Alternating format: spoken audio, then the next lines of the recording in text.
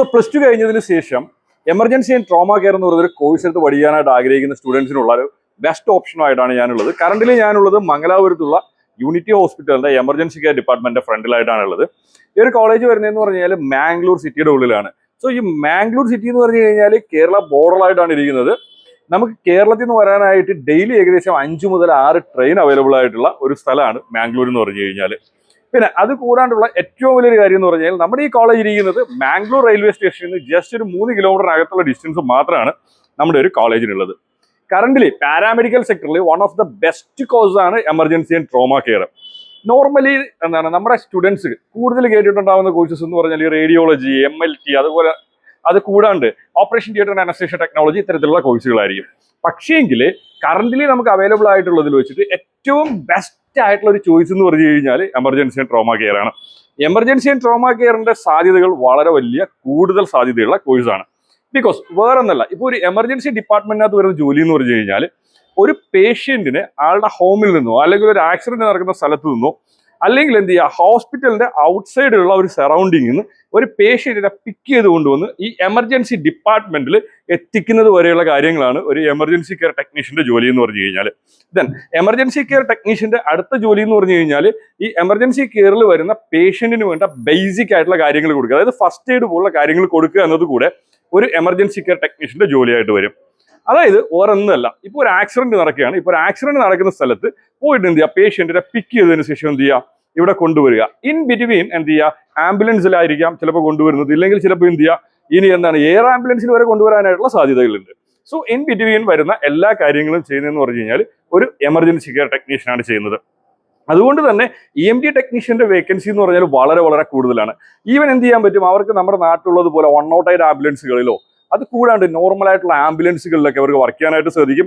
അത് കൂടാണ്ട് even air ആംബുലൻസിൽ വരെ വേക്കൻസി ഉള്ള വളരെ വൈഡ് ഓപ്പർച്യൂണിറ്റി ഉള്ള ഒരു കോഴ്സാണ് എമർജൻസി കെയർ ടെക്നോളജി എന്ന് പറയുന്നത്. സോ പ്ലസ് ടു കഴിഞ്ഞതിന് ശേഷം നിങ്ങൾ എന്ത് ചെയ്യുക, ബെസ്റ്റ് ആയിട്ടുള്ള ഒരു പാരാമെഡിക്കൽ കോഴ്സാണ് നിങ്ങൾ പ്ലാൻ ചെയ്യുന്നുണ്ടെങ്കിൽ നിങ്ങൾക്ക് ചൂസ് ചെയ്യാൻ പറ്റുന്ന ഒരു കോഴ്സ് തന്നെയാണ് എമർജൻസി കെയർ ടെക്നോളജി.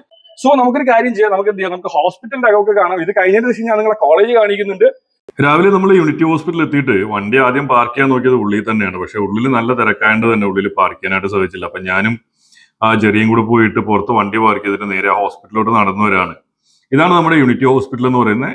ടോട്ടലായിട്ട് 40 വർഷം പഴക്കമുള്ള വളരെ ഫെസിലിറ്റി ഉള്ള ഒരു മൾട്ടി സ്പെഷ്യാലിറ്റി ഹോസ്പിറ്റലാണ്. മംഗലാപുരത്ത് ആദ്യകാല മൾട്ടി സ്പെഷ്യാലിറ്റി ഹോസ്പിറ്റൽസിൽ ഒന്നാണ് യൂണിറ്റി ഹോസ്പിറ്റൽ എന്ന് പറയുന്നത്.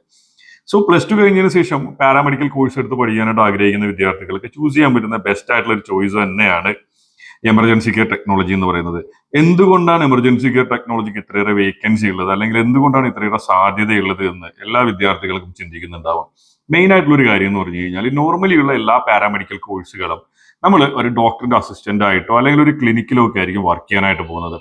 പക്ഷേ എമർജൻസി കെയർ ടെക്നോളജി എന്ന് പറയുന്നത് ഇൻഡിപെൻഡന്റ് ആയിട്ട് വർക്ക് ചെയ്യാൻ സാധിക്കുകയും ഇനി അവർക്ക് സ്വന്തമായിട്ടൊരു ബിസിനസ് തുടങ്ങാനൊക്കെ പ്ലാൻ ഉണ്ടെങ്കിൽ പോലും അവർക്ക് യൂസ്ഫുൾ ആവുന്ന ഒരു കോഴ്സാണ് എമർജൻസി കെയർ ടെക്നോളജി. വിദേശത്ത് ഏറ്റവും കൂടുതൽ ചാൻസ് ഉള്ള ഒരു കോഴ്സാണ് EMT എന്ന് പറയുന്നത്. നമുക്കിപ്പോ നോർമൽ ആയിട്ടുള്ള ആംബുലൻസുകൾ മുതൽ എയർ ആംബുലൻസുകളിൽ വരെ വർക്ക് ചെയ്യാനായിട്ട് സാധിക്കുന്ന ഒരു കോഴ്സാണ്. ഇനി നമ്മൾ വിദേശ രാജ്യങ്ങളിലൊക്കെ പോയതിനു ശേഷം നമുക്ക് എന്ത് ചെയ്യാം, അവിടെ സ്വന്തമായിട്ട് ഒരു ആംബുലൻസ് ഒക്കെ എടുത്തിട്ട് നമുക്ക് അവിടെ ഒരു ബിസിനസ് എന്ന രീതിയിൽ ഇത് റൺ ചെയ്യണമെന്ന് നിങ്ങൾ പ്ലാൻ ചെയ്യുന്നുണ്ടെങ്കിൽ നിങ്ങൾക്ക് കമ്പൽസറി എമർജൻസി കെയർ ടെക്നോളജി എന്ന് പറയുന്നൊരു കോഴ്സ് ആവശ്യമാണ്. എമർജൻസി കെയർ ടെക്നോളജി കോഴ്സ് കഴിഞ്ഞൊരു വിദ്യാർത്ഥിക്ക് ആ നാട്ടിലൊരു ലൈസൻസ് കൂടെ ഉണ്ടെങ്കിൽ, ഇപ്പോൾ ഏതെങ്കിലും യൂറോപ്യൻ രാജ്യങ്ങളിലോ അല്ലെങ്കിൽ ഏതെങ്കിലും ഇംഗ്ലീഷ് സ്പീക്കിംഗ് കൺട്രികളിലോ ഗൾഫ് കൺട്രിയിലൊക്കെ EMT കഴിഞ്ഞൊരു വിദ്യാർത്ഥിക്ക് സ്വന്തമായി ലൈസൻസ് കൂടെ ഉണ്ടെങ്കിൽ എന്ത് ചെയ്യാം, അവിടെ ആംബുലൻസുകൾ റൺ ചെയ്യാനായിട്ട് സാധിക്കും. അത് കൂടാണ്ട് എന്ത് ചെയ്യാനായിട്ട് സാധിക്കും, ഈവൻ അവർക്ക് എയർ ആംബുലൻസുകളിൽ വരെ വർക്ക് ചെയ്യാനായിട്ട് സാധിക്കും. അത് കൂടാണ്ട് ഹോസ്പിറ്റലിലുള്ള വേക്കൻസികൾ ഒരുപാട് വേക്കൻസി ഉണ്ട്. നമുക്കിപ്പോൾ എമർജൻസി കെയർ സെക്ഷനിലും ആക്സിഡന്റ് ആൻഡ് എമർജൻസി കെയർ സെക്ഷനിലും ഹോസ്പിറ്റൽസിലും ഒരുപാട് വേക്കൻസി ഉണ്ട്. ബോയ്സിനും ഗേൾസിനും ഒരുപോലെ വേക്കൻസി ഉള്ള ഒരു കോഴ്സാണ് EMT എന്ന് പറയുന്നത്. പിന്നെ നമ്മൾ ഇത്തരത്തിലുള്ള ഒരു കോഴ്സ് ചൂസ് ചെയ്യുന്ന സമയത്ത് മെയിൻ ആയിട്ടുള്ള ഒരു ഇഷ്യൂ എന്ന് പറഞ്ഞാൽ നമ്മൾ നല്ല പേഷ്യന്റ് പൊട്ടൻഷ്യാലിറ്റി ഉള്ള ഒരു ഹോസ്പിറ്റൽ ചൂസ് ചെയ്യുക എന്നതാണ് മെയിൻ ആയിട്ടുള്ള കാര്യം. അതിനുവേണ്ട ഏറ്റവും വലിയൊരു കാര്യം എന്ന് പറഞ്ഞു കഴിഞ്ഞാൽ നിങ്ങൾ കോളേജ് കാണാനായിട്ട് പോകുന്ന സമയത്ത് കഴിയുകയാണെങ്കിൽ അവിടുത്തെ OP ടൈമിൽ ഹോസ്പിറ്റലിൽ ഒന്ന് വിസിറ്റ് ചെയ്യുക.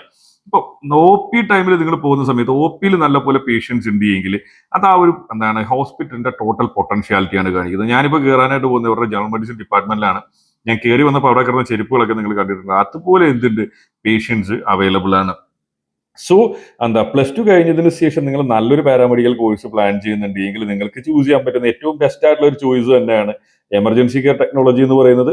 ഇനി നിങ്ങൾ നല്ലൊരു കോളേജാണ് ചൂസ് ചെയ്യാനായിട്ട് പ്ലാൻ ചെയ്യുന്നുണ്ടെങ്കിൽ ഒരു ബെസ്റ്റ് ചോയ്സ് എന്തായാലും യൂണിറ്റി കോളേജ് തന്നെ ആയിരിക്കും. ബിക്കോസ് നമ്മുടെ കോളേജ് സിറ്റുവേറ്റ് ചെയ്തേക്കുന്നതെന്ന് പറഞ്ഞാൽ മംഗലാപുരം റെയിൽവേ സ്റ്റേഷനിൽ നിന്ന് ജസ്റ്റ് എന്താണ് ഒരു 2.5 കിലോമീറ്റർ ഡിഫറൻസ് മാത്രമേ ഉള്ളൂ. വളരെ ഈസി ആയിട്ട് എന്ത് ചെയ്യാൻ പറ്റും, നമുക്ക് റീച്ച് ചെയ്യാൻ കഴിയുന്ന രീതിയിലാണ് നമ്മുടെ കോളേജ് ഉള്ളത്. പാരാമെഡിക്കൽ കോഴ്സുകൾ എടുക്കുന്ന സമയത്ത് ഏറ്റവും കോസ്റ്റ് എഫക്റ്റീവ് ആയിട്ട് പഠിച്ചിട്ട് ഏറ്റവും വേഗത്തിൽ ജോലി നേടാനായിട്ട് സാധിക്കുന്ന ഒരു കോഴ്സ് കൂടെയാണ് എമർജൻസി കെയർ ടെക്നോളജി. സോ എന്താ ചെയ്യുക, +2 കഴിഞ്ഞിട്ട് നിങ്ങൾ പാരാമെഡിക്കൽ കോഴ്സ് എടുക്കാനായിട്ട് പ്ലാൻ ചെയ്യുന്നുണ്ടെങ്കിൽ നിങ്ങൾക്ക് ചൂസ് ചെയ്യാൻ പറ്റുന്ന ഏറ്റവും ബെസ്റ്റ് ആയിട്ടുള്ള ഒരു ചോയ്സ് തന്നെ ആയിരിക്കും എമർജൻസി കെയർ ടെക്നോളജി.